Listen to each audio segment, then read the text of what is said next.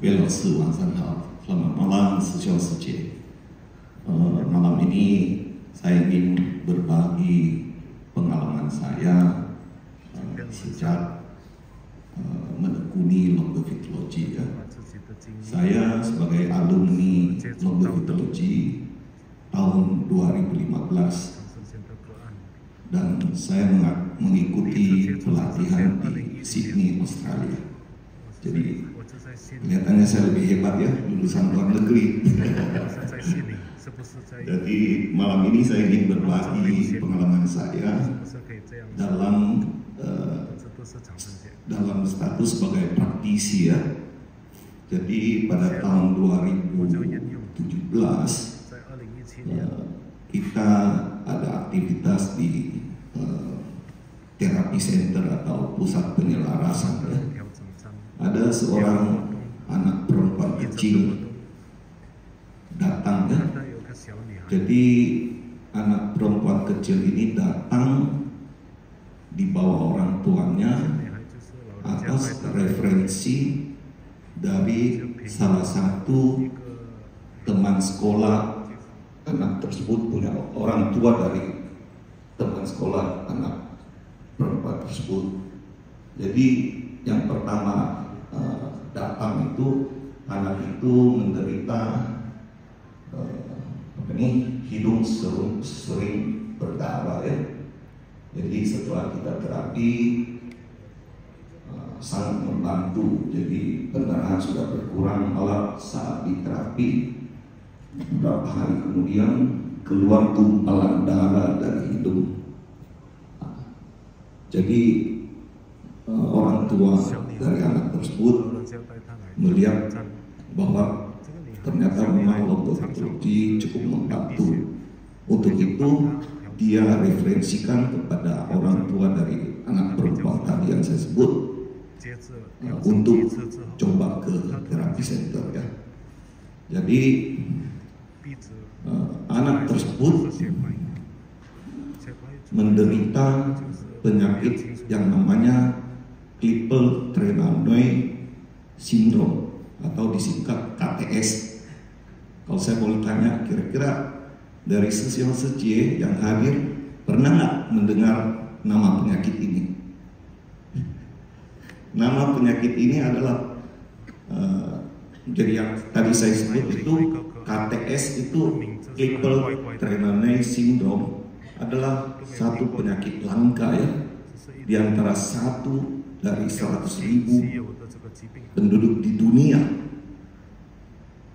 Jadi penyakit tersebut sampai hari ini boleh dibilang belum ada pengobatannya ya, hanya saja bisa mengurangi gejalanya. Jadi anak perempuan tersebut umurnya sekitar 7-8 tahun ya. Jadi pertama kali datang itu di 2017 dan secara tekun dia kita terapi sampai sampai menjelang pandemik ya, karena pandemik nggak bisa datang.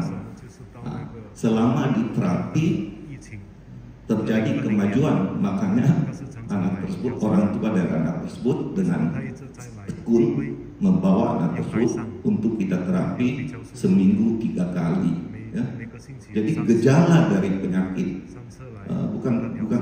bukan gejala, artinya penyakit tersebut mengganggu jaringan lunak ya, jadi otot dan tulang ya, serta juga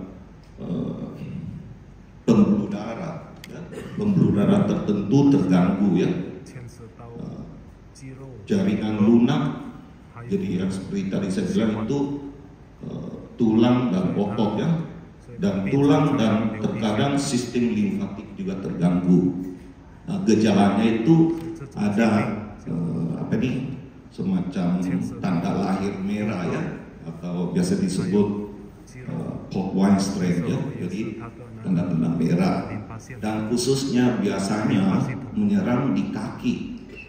Jadi kakinya, tulangnya tumbuhnya tidak normal, jadi membesar. Itu gejala-gejala dari penyakit tersebut.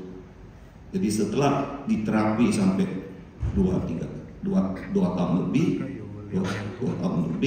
ternyata memang membantu meringankan, praktis sudah hilang dia punya gejala. Salah satu gejala yang juga disampaikan orang tua anak tersebut kepada kami adalah anak tersebut sebetulnya belum waktunya ada menstruasi, tetapi saat itu ada keluar darah sehingga sangat mengganggu kesehatan anak tersebut.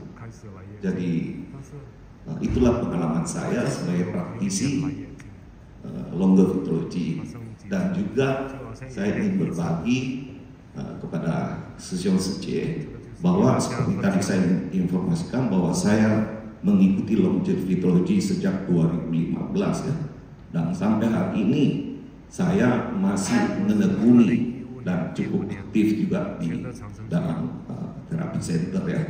Jadi mungkin saya akan bertanya kenapa saya masih tekun ya. Nah, sebabnya itulah saya meyakini longevitologi memang benar-benar membantu ya. Dengan bukti saya menterapi anak tersebut ya. Nah, untuk itu himbauan saya kepada teman-teman Sesiong Seceh, yang paling penting adalah tekun melakukan meditasi. Itu termasuk salah satu cara melakukan terapi kepada orang lain, melakukan terapi dari diri sendiri. Itu termasuk beberapa yang penting untuk dilakukan supaya kemampuan dari diri kita makin hari makin baik ya. Saya kira cukup sekian sharing saya. Terima kasih banyak.